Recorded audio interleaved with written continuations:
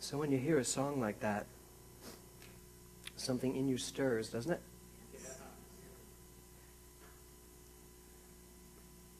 So I'm going to ask you to question, what is it in you that's stirring? When I am still and wait here in the silence, you come and sit a while with me, is the lyric. But my question has to be this morning, who is you? You raise me up so I can stand on mountains. You raise me up to walk on stormy seas. I am strong when I am on your shoulders. You raise me up to more than I can be. Who is you? I know you're going to jump to an answer, but don't. Not that anybody jumped. But, other than Dana. Thank you, Dana. So who is you? That's really what I want to get at this morning. You know, in this teaching, in this science, in New Thought, some people have a problem with the word God even. And we work ourselves silly. I don't anymore. But many ministers just, froth at the mouth, trying to find a way to say God without saying God. And then those same people who can't stand the word God will be a blubbering mess when they hear you raise me up. Well, who the heck is who? Is you? I mean, really? So we have to ask ourselves today, and certainly if you are one of those people with the God issue, I mean no disrespect, other than to tell you to really give it another thought. Because you, who is you to you? How do you respond to that? Because here's what I get. For me, you raise me up. You is a feeling. And it's the feeling you got when you listen to that song. It's the feeling I get when I listen to that song. I sit next to Reverend Susan and I watch her sobbing, listening to that song. Why is she sobbing? Her shoes can't be that tight. Those are Barbara Altman's shoes. Why is she sobbing? She's sobbing because there's something in her, a feeling in her that recognizes itself so fully, so freely, so authentically, that it just pushes through the tear ducts and just says, let's release all of this stuff that Caressa was talking about. And so we just cry and we feel. So it's a feeling. It's an absolute feeling. But it's not a feeling that is separate from me. It's a feeling that is within me. So this you that lifts me up is really a feeling within me that is me, and it's lifting me up from within me. And so here we are today celebrating Easter Sunday, one of the high religious holidays, or Passover, one of the high religious holidays. And what we're doing here is we are actually celebrating the you that we're talking about. Not necessarily Jesus of Nazareth, or Moses and the Jews and the Egyptians, or any of the stories, the apostles, Mary Magdalene. Not celebrating any of that. We are here celebrating the you. The you, the me, the us, the we, the you. The one thing that there is to celebrate, and that's God, in whatever words you want to use. It was so funny, I was at the gym yesterday, and I overheard this person talking, and all I heard was, oh, that's right, it's Easter too, isn't it? And I thought, what an interesting perspective. It's Easter too. And this person was Jewish, and it didn't occur to him in that moment that it was Easter too, until someone said it. And he went, oh, that's right, it's Easter too, it's not just Passover. In my house, it was like, oh, it's Passover too, that's right, it's not just Easter. In the atheist house, it's like, what?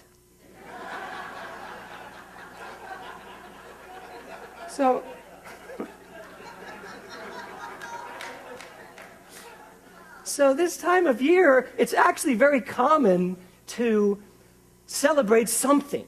And I wanted to go through a little bit of this because my message today really is to try to understand the concept of you. And I'll get to where I really want to get to, one would expect. So the you that we celebrate 2,500 years ago was really the pagan fertility festival. That's where Easter started. A pagan fertility festival. That's what Easter was 2,500 years ago, before any of this happened with Christianity. In the Hindu faith, the you that the Hindus celebrate at this very time of year, the same time that everything else is being celebrated, the Hindus celebrate their new year.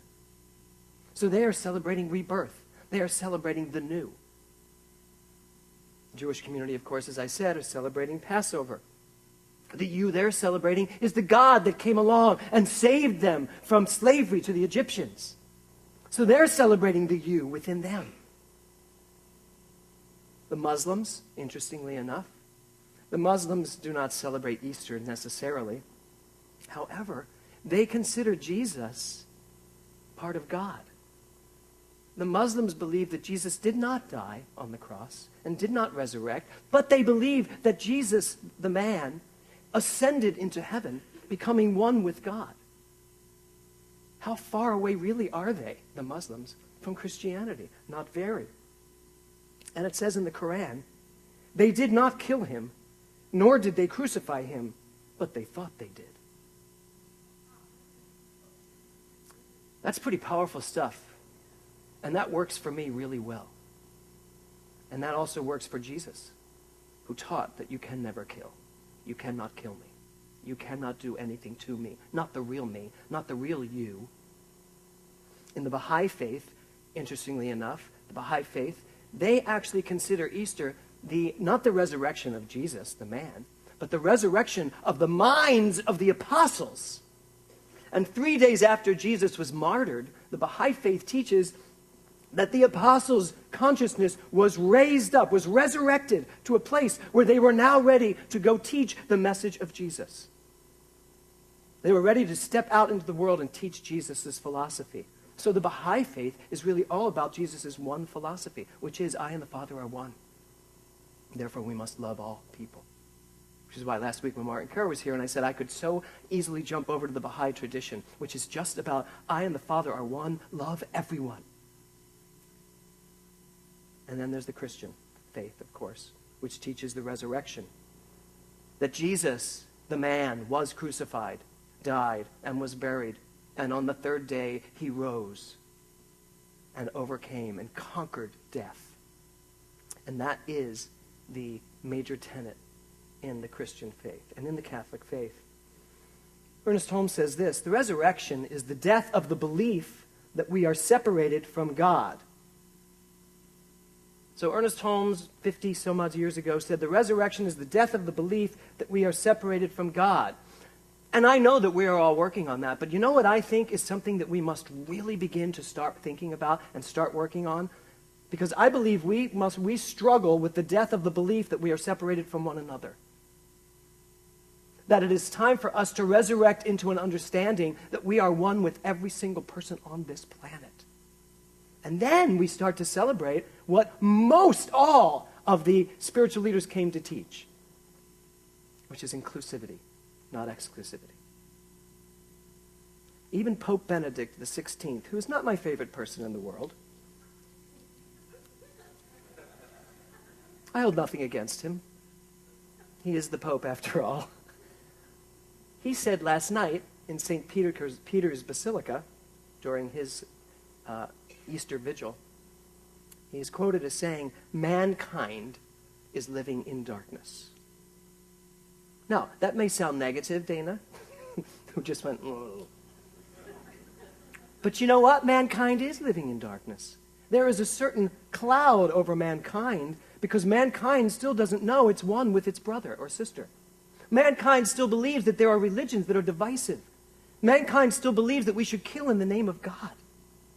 Some of mankind still believes this. That's a cloud I could actually agree with the Pope about. That's a cloud that we would be well served by removing. He may have been talking about a different cloud. It doesn't really matter.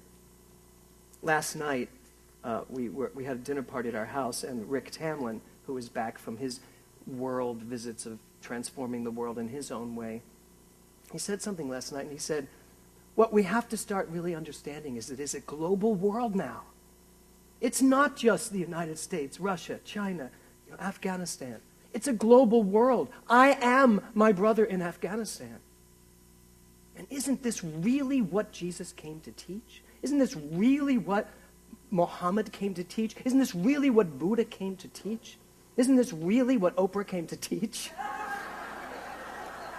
I'm serious.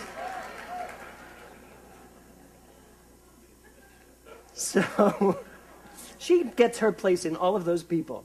So this morning, we had our annual labyrinth walk, our sunrise labyrinth walk. And I got on to and it was around 6:30, and we got out there, and it was a little chill in the air. It was just beautiful. And as I was sitting on the labyrinth carpet, I looked up, and I saw the sun as it was rising. And I thought, the sun rises. S-U-N, the sun rises. And then I thought, the sun rises. S-O-N. And the sun rises every single day, and I believe that.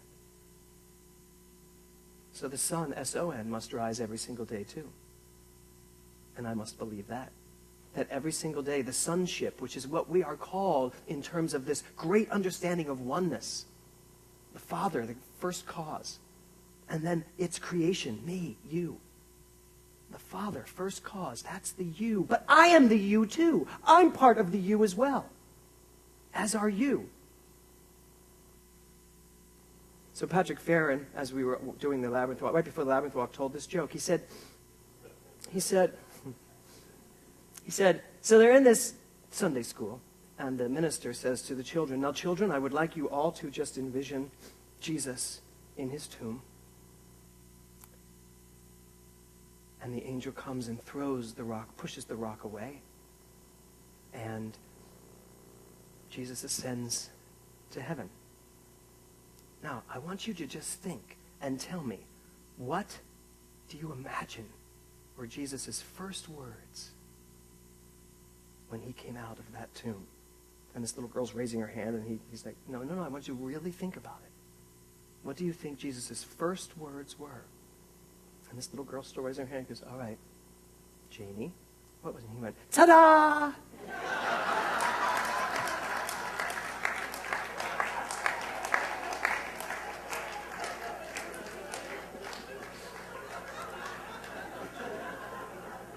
Can't you just see that? And in a child's mind, that makes perfect sense. Because guess what? To a child, it seems like magic. Doesn't it? And I think to a lot of people that seems like magic. It seems like a trick. Perhaps we've been tricked all these years. He wasn't dead. Or something else happened. It was a trick. And that's what I want us to think about this morning. When we think of God, when we go to this place of that thing that fills us up and allows us to feel, are we caught in a trick, or are we living in this authenticity, in this reality, in this real place? The title of my talk today is Rock and Roll It Away. Now, I will tell you that I was in a little bit of a mood when I made up that title. I was. Rita kept asking me over and over and over again, what is your talk title? I said, I don't know. I said, Rock and Roll It Away. How about that? And she went, oh, I like that. And she ran off to write it down. And then I called her on the phone and I said, Rita, I don't know that that's really the title I want for my talk on Sunday. She said, I already wrote it down. She said, but you can change it, obviously. I said, well, thank you very much, but okay. I said, let me just think about it. But the more I thought about it, it's exactly what I wanted to talk about. I kept coming up with these other titles, and nothing worked as well as Rock and Roll It Away.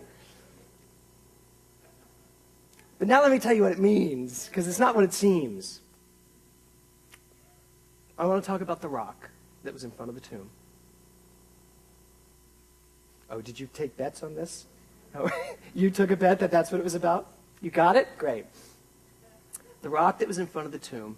And I would like you to see that rock as Caressa did that beautiful treatment, and Power Talk works perfect for this, as whatever it is that stands in the way in your life. Rock in. Rock in. The rock that is within you. What rock is within you? And then I want us to think about what rock in me needs to be rolled away. What, how, where do I need to hear that? What, how, when, where, how, why? I knew when I was coming in to give this talk today, I was like, your head is just expanding and exploding, and just try to stay on the ground. So what rock in you must be rolled away? Ernest Holmes said this: Jesus proclaimed his divinity through his humanity. Now listen to that. Jesus proclaimed his divinity through his humanity. How quickly do we run from our human stuff, thinking that there's got to be some place where none of this happens? How quick are we to run away from it? And yet, Jesus proclaimed his divinity through his humanity. He goes on to say, no man ever lived who valued the human soul more than Jesus, for he knew it to be the personification of God. So when I talk about the rock that's in my mind, before I go pushing it away, before I go moving it away so that I may ta-da myself, what I want to know is that there's a reason why the rock's there. And I want to make sure I know what that is. And frankly, I would like to suggest that we cultivate our rock garden as something that is beautiful and something that helps us. So before you throw them all away this month, Caressa, make sure you bless them and respect them. Because I believe that's what Jesus came here to teach us. We are in a paradigm shift where we really are starting to get that I am God everywhere. I am God in my struggles. I am God in my accomplishments. I am God in my joy. I am God in my sorrow. I am God in all of it. And that's what Jesus came to do. And that's, if we talk about the resurrection, conquering death, I believe what we can get from this, even in a metaphoric way, is that we can conquer death to the degree that we understand life is what it is. It is perfect, exactly the way it is. No man ever lived who valued the human soul more than Jesus, for he knew it to be the personification of God. And Ernest Holmes goes on to say, it would be a grave mistake to suppose that Jesus was different from other men. He was a man who knew himself and his direct relationship to the whole. This was the secret of his success. The secret of Jesus' success was that he knew who he was. At all times, even on the cross, when he said, Father, forgive them, how many times do you find it hard to forgive someone for something they've done to you? I don't think any of us have been pushed that far that we're hanging on a cross and asking for forgiveness for those who did it. So just that in and of itself tells us that there is something to understand here, something to learn here. So it says, this was the secret of his success. And the first thing I thought to myself is, if Jesus were alive today, he would probably be an author, don't you think? He would write a book, or a talk show host. He would write a book, and it would probably be called The Secret of My Success by Jesus. Just like Oprah, he'd have one word, Jesus.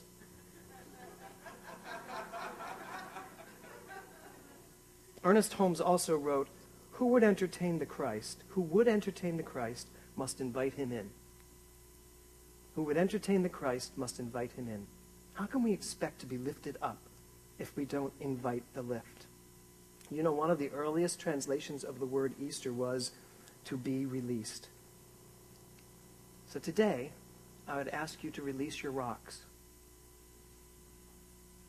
Release those boulders that you're hiding behind. And I don't mean throw them away. I mean release them. Move them aside. There they are. I see what you are. I see what you were, and I'm going to love you anyway. And then allow yourself to come forward. Today, like the sun, as the sun, we get to rise. So I have a poem I'm going to close with. It's a poem by Maya Angelou. And it's a pretty rough poem. And I really labored whether or not I wanted to read this today. And I kept deleting it. And every time I deleted it, I immediately put it back. And then I finally deleted it one last time. And I walked away from my computer. And as I walked away, I went, huge mistake. Go back and put it back in. So just so you know, I did have a little bit of a struggle with whether or not I wanted to, on this Easter Sunday morning, read this poem. It's called Still I Rise by Maya Angelou. Some of you may know it. You may write me down in history with your bitter, twisted lies.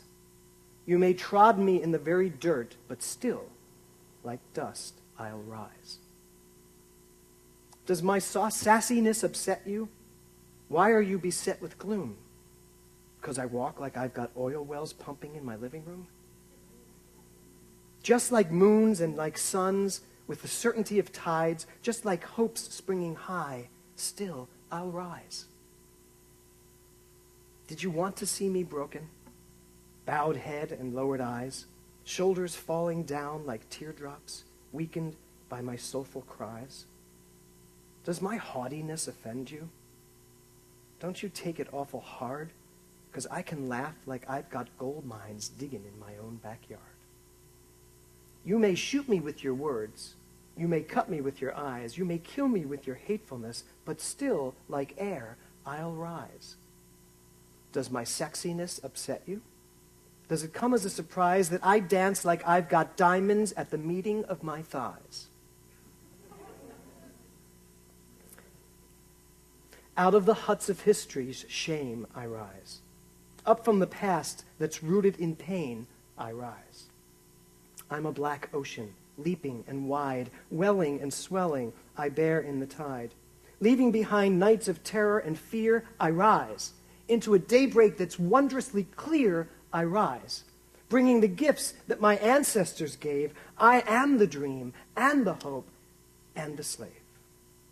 And still, I rise. I rise. I rise. Maya Angelou. Isn't that beautiful?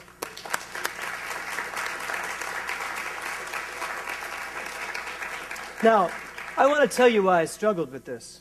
Because, and also it's interesting because Michael Shapiro rewrote some of the lyrics in the song he sang, and I know why you rewrote them. But I think it's time for us to stop rewriting the lyrics and start hearing them with better ears. And start understanding them with open hearts. One of the lyrics in the song that he changed was, you raise me up so I can walk on stormy seas. And I think you changed it to, walk across the sea. Well, sometimes the seas are stormy, aren't they? Am I the only one that has stormy seas? We all have stormy seas. But why is that not God?